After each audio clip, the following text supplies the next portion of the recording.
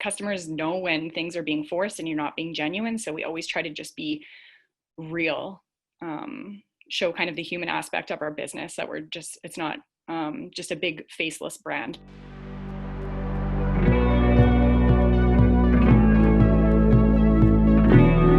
Like, we started selling this product out of the trunk of our car. Don't be afraid to fail. Inventory management is about balance. Get the product out. That's number one. I've always preached sustainable growth. So we just started building community.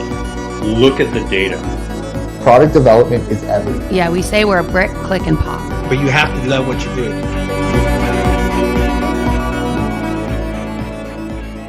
As I said, we're going to bring in our last Shopify store owner and general store manager here. We're going to be talking to CoutuKitsch. Again, I said that there's a consistent theme about being dialed in with your story and brand, and there's nobody that demonstrates that more than Dorian and Alexa. I think as merchants, we all have to think about what is our superpower, and you have to be really fierce with that superpower. You have to be really critical with that and really dial it in.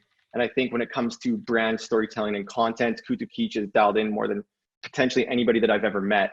And it is a really, really great honor to bring out Dorian and Alexa today. So without further ado, Dorian and Alexa, thanks for coming out. Hi. Oh, can you guys hear me? Yeah, you're sounding good. Sorry, I'm just trying to get my video. Yeah, my video won't go on either. You try and pull the SKUs for that. Let's see if we can figure out the video situation. I mean, it doesn't really matter if we just talk, I guess. We got a slideshow, so. Here, I just tried to ask you to start video. Let's see if that works. There we go. Hi. Hi, guys.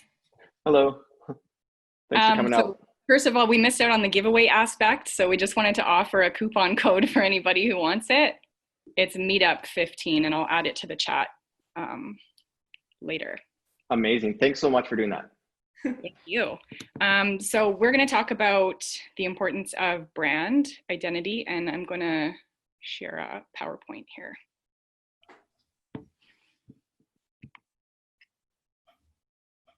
Sorry, I've never done this before. Can you guys see it?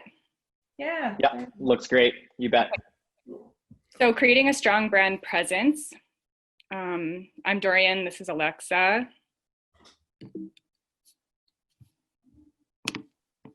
A little bit about us. We started in, oh, we've got the wrong date there, I just noticed. We established our brand in 2010. We're a jewelry company, we're Canadian, we produce accessories for the modern woman. Here's a little bit of info. We're just gonna talk about brand. So what is brand presence? It isn't just your logo, it is how your customer perceives you by what you influence. It's every touch point of your business. So that goes from products, customer experience, visuals, values, and stories. Basically what you're sharing and what you're putting out there is how people are going to see you. Communication of all of the above. So what you're putting out there for content and your marketing.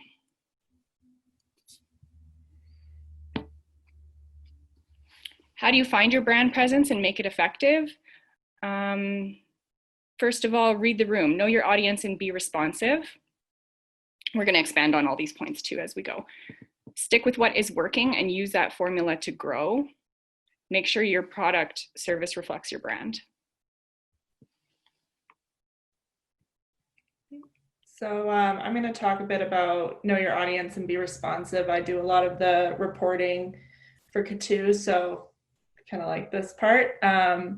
So your product or service is basically, as Abdul had said, a solution for an empty spot you see in the market. So you really need to make sure that you also have an idea of who your solution is going to work for. So that's ultimately your customer. And there's a few ways to do this, but I think it's really important to have a different way to find your customer. And basically we broke it down into 3 parts. So your vision, who you visualize your customer being when you're establishing your product or your service. And then there's also data. Data never lies, numbers never lie. What products are being bought, how many customers you're getting, how they're operating on your site. There's data for that. So that's all really important. And then ultimately engagement and feedback. That's something we've really tried to establish with our brand is, engaging with our customer and asking questions and answering them back all the time. So all of these things will then help you not only sell your products, but develop your products, create your content, and lead into, doing ads and promotions. So your vision, you can do this in so many ways. This is an example of a SWOT analysis where basically you can look at all sides of your business in your customer's perspective. So some things we had in our strengths were that we're a local brand in an area that supports local and independent businesses.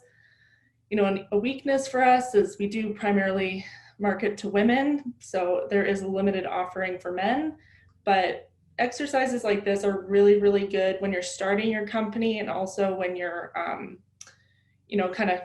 we're 10 years down the line, but we just did one of these about 6 months ago, and it was really helpful to get back in tune with what we're trying to do. And, you can find these all over the internet. Basically type in branding exercises and there's so many that can come up.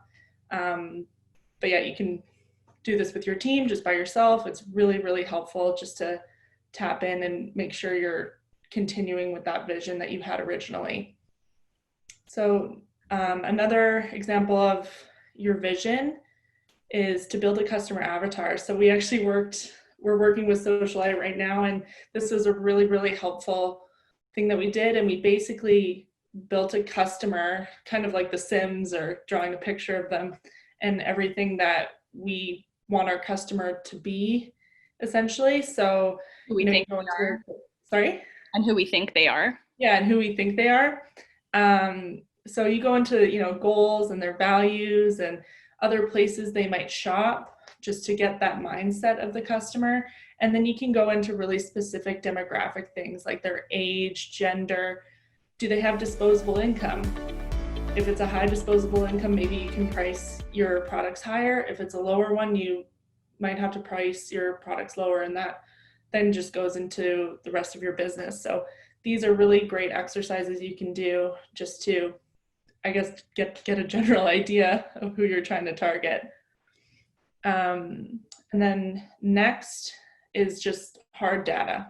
So numbers never lie, like I said. Some examples of where to find your data. Shopify is awesome. They've got an analytics tool that you can use at any time in your back office.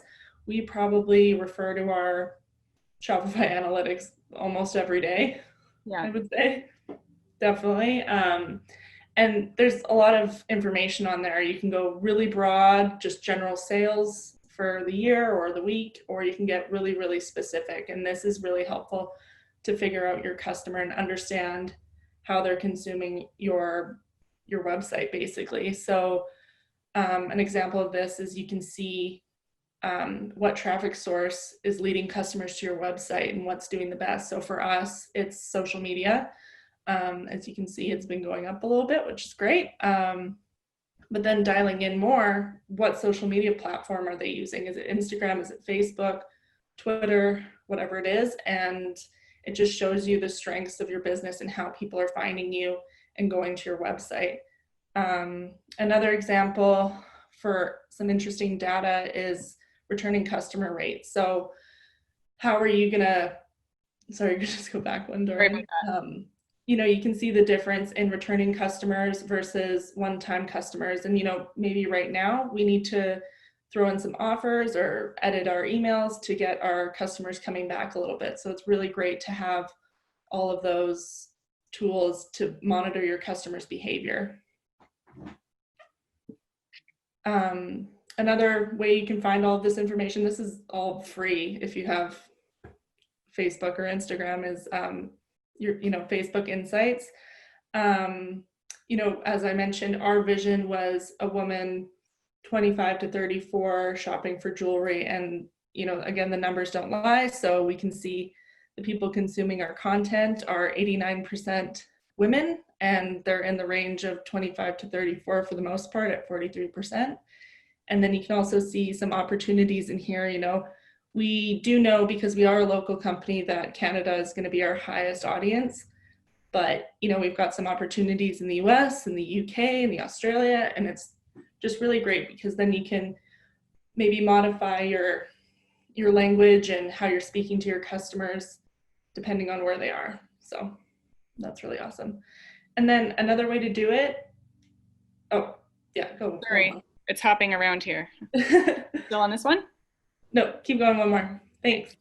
And then building your own data. So taking all of that information, and you can create your own data and look at it in different ways. So an example would be last year, there's a big hair accessories trend that was going on. And, you know, we decided to bring some hair accessories in, and we saw the demand just increase and increase and increase.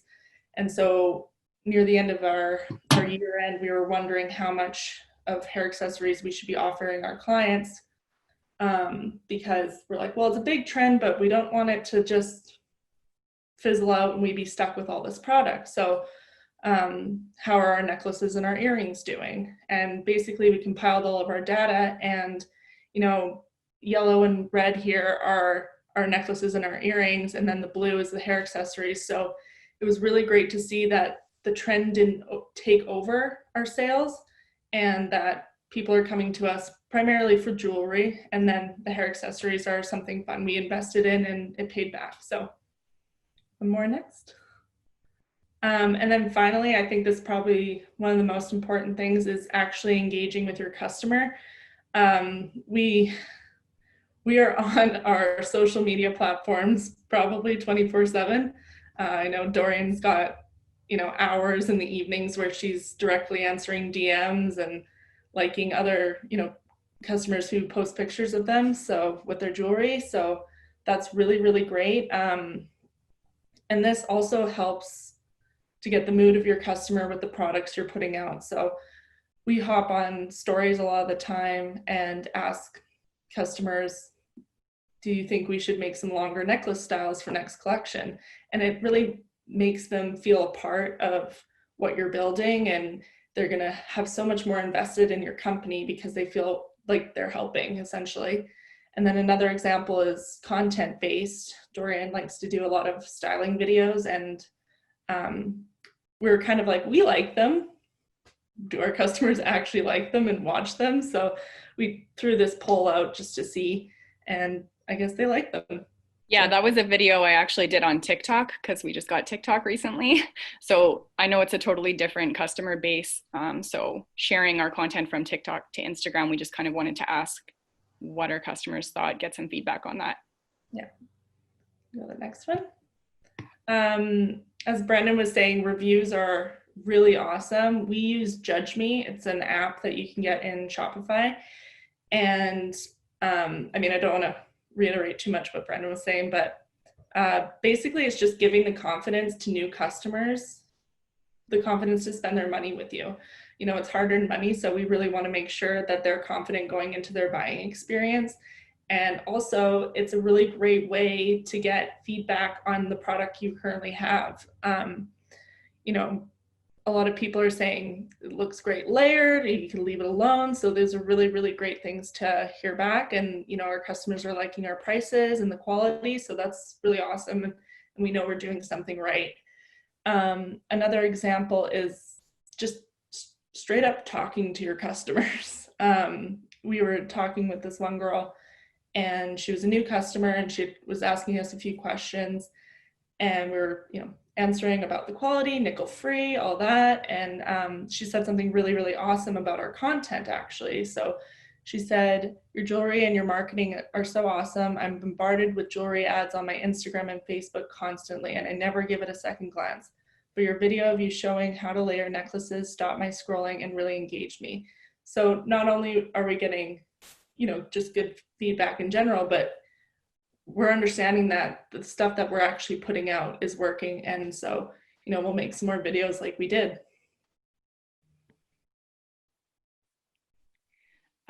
So number 2, stick with what is working and expand on it.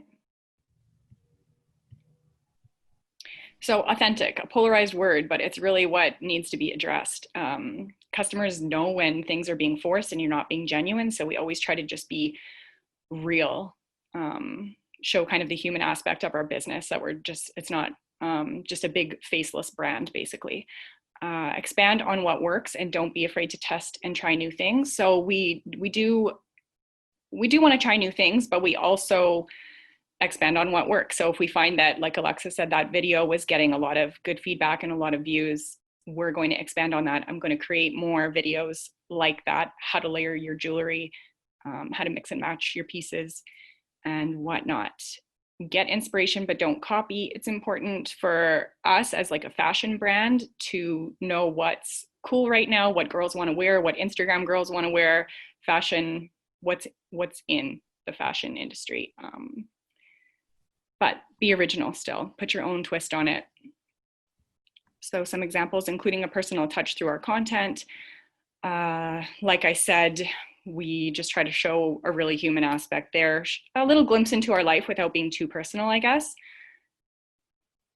Next up, changing content. So we started including more videos because we found that people were really responding well to them. We minimized our selling voice through our posts. So instead of like, buy this or shop now, we just kind of a more laid back approach. We used to do lookbook photo shoots with models, like professional models, and they just weren't getting any positive response from our following. They kind of were just overlooked, like people didn't connect with it for whatever reason. They knew that it was our Instagram, but they saw the picture and couldn't connect. And we started having a more natural approach to our images, so less filters and like Photoshop and whatnot. Narrowing our product offering. So by reading what our customers were responding to, we were able to narrow things down, like just tighten the collection, I guess. So here's an example of a photo shoot that we did for a lookbook a couple seasons ago with a beautiful model. As you can see, we didn't really get a whole lot of response on it. And then this was a little bit more personal. Not that it's about me and my husband, but people who know our brand know that this is my husband and this is me. So it's like a personal human aspect, but it's not showing too much of our lives or anything like that, but people really responded and liked that. Yeah, and the product is central in that, so that's perfect. Yeah, it's still about the product without being salesy in the caption. Here's an example of a video that we put out through an ad. It was a IGTV, and we pushed it as an ad, and we've gotten almost 100,000 views, lots of comments, lots of positive feedback on this one. I'll just show you a little clip. I'm just talking about layering necklaces. I didn't know that this was going to be like a video that blew up. Talking about being a tired mom, basically no makeup, no nothing, but I layered all my necklaces, and at the end my daughter came in, and this is an example of being more real instead of editing this out, which I could have, and reshooting it. I was like, I don't have time to reshoot this. So I thought it was cute. We thought it still fit in with us. I mean, I am a mom. This is real life. This is how it is to work from home. And people really enjoyed that. So looking at our sales and the content that is getting the most engagement, we've been able to narrow down our collections. So we, as you can see, like top products are these necklaces. They're all layering chains, which we show in those layering videos. Custom pieces we could expand on. We introduced a couple new styles this year, like the Shansu chain. It's a charm necklace that you can mix and match and add different charms to. So basically just listening to our customers, seeing what they want, expanding on our mixed metals and our layering pieces. Another thing is like just metal styles in general. I mean, you and I personally love gold, and it's featured in the collection so much, but you know, there's comments all the time being, is this available in silver, rose gold, and things like that. So getting that engagement with the customer and and talking back with them, you can really get information on what you can offer. So that's just awesome. Yeah, we really listen to what our customers are requesting from us. Making sure your product or service reflects your brand. So you really want your brand story and values to be reflected in what you're offering. It should all make sense. So why do you do what you do? This should be reflected in how your customers talk about you. We are local jewelry made for women by women. We have Kofi, my partner, is also the owner of our company, but we're primarily ran by myself and Alexa and Lindsay. Kofi's kind of on the back end. He's not making the jewelry. Affordable and high quality. These are things that we try to show and that we hope that our customers see through our brand story. Cohesive branding and messaging throughout. So this goes from your product or service, visual elements, language, packaging, website, aesthetic, content, quality. All of that should be cohesive. I was joking that I even tried to make the PowerPoint presentation on brand. It's totally on brand. Yeah. So yeah, you want them to go from your Instagram to your Facebook to your website and even through email and be able to recognize your voice. Make sure your brand has the ability to evolve as you and your customer evolve. We've definitely changed a lot in the 10 years since we started. An example for us personally, we switched from having large collections twice a year to having more smaller collections introduced 4 to 6 times a year possibly. We just started this recently. The first change from that was stopping shooting lookbooks with models. And then we slowly kind of switched from large collections to smaller collections. By doing this, we were able to really narrow down what we felt our customers wanted from us, rather than saying we need 4 necklaces and 2 bracelets and, thinking we had to have the certain amount of items in each collection. We can just really focus on what customers want and have stronger products in the end that way. So for example, our last collection, we didn't have any necklaces in it. Necklaces are top sellers, but we just didn't feel that we didn't have anything to release at that time. So instead of forcing it, we just moved on without necklaces. And it's kind of awesome too, because by doing this, a lot of people that are shopping with us want kind of the trendy pieces of the moment. And it's really great is we can offer those trend pieces like they're asking for, but also make sure that, we're focusing our resources into those products and making sure they're the best quality possible. So listening to your customer on what they're looking for is the best way to make sure you're putting out the best product and, helping out your resources in the meantime. Mm-hmm. And because we are in the fashion industry, we found that our customers were wanting newer product more often than twice a year, especially with our wholesale accounts. They'd be like, do you have anything new? Do you have anything new? And we were like, we don't have a new collection yet. So we really found that switching to these small collections is more affordable for us as well. And we can just really narrow in and make them stronger. Going from a personal voice to a brand voice and back to a personal voice. We were very personal in the beginning. It was showed Kofi and myself a lot. We were on the road doing markets and craft shows and whatnot. So we were sharing a lot of that personal aspects. A few years ago, we switched more to a brand voice. So there was no really face to the brand. We were just trying something a little bit different. There was a different, I guess it just didn't, that personal aspect was taken away. But somewhat recently, I guess in the last year or year and a half, we've made it a lot more personal again without showing too much of our personal lives. It was almost hard to keep it just a brand. So I think we felt too much pressure to try and keep it something it wasn't. So yeah, it was a natural progression, I guess, back to, I work from home a lot. I've got 2 kids now. So once I had my first baby, my daughter, I had to work from home more, and they're just a part of it. They're a part of life here at home. And if just doing a brand for your company works, go for it. We're just, trying to say what is working for us. So yeah, this works for us, being a little bit more personal. So here's a snapshot of our cohesive branding, from our packaging to our Instagram to our website, and how it all kind of comes together and represents us. We hope that our customers who come across any of our platforms can see CoutuKitsch for what it is. And yeah, I think that's about it. That's it.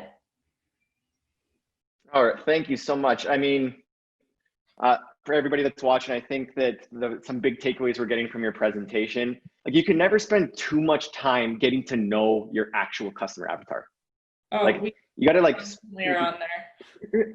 Like, you're showing me like really hyper engaged like reviews and like feedback and social media comments. You're really listening to what they're saying. And we actually read like every single one and respond. I think that goes a long way, and it's really conveyed in your brand. It's conveyed in all your social media posts. Like, you can almost, like, what you're saying is like your brand strategy is to listen to what people actually want. And you're like creating products and you're creating marketing material based on what they really aspire to consume or to transform, and all these different things. Yeah, anyone who has sorry. I was just gonna say, there's, thousands and thousands of jewelry companies on social media and existing. So it's, finding your little niche in that market and just, exploding in there. So yeah, if you've got account for your business, then you know how time consuming it is when you're getting messages coming in from so many different platforms. But we've really made a point to take that time to write everybody back and make them feel part of our brand. It goes a long way. I think like listening and building community and getting to know your customer is basically everything that you're conveying, and it's obviously worked well for you. Like that video you just showed, I didn't know you had 100,000 views on that video. I know. Yeah, we didn't know that was going to happen either. And it's like authentic.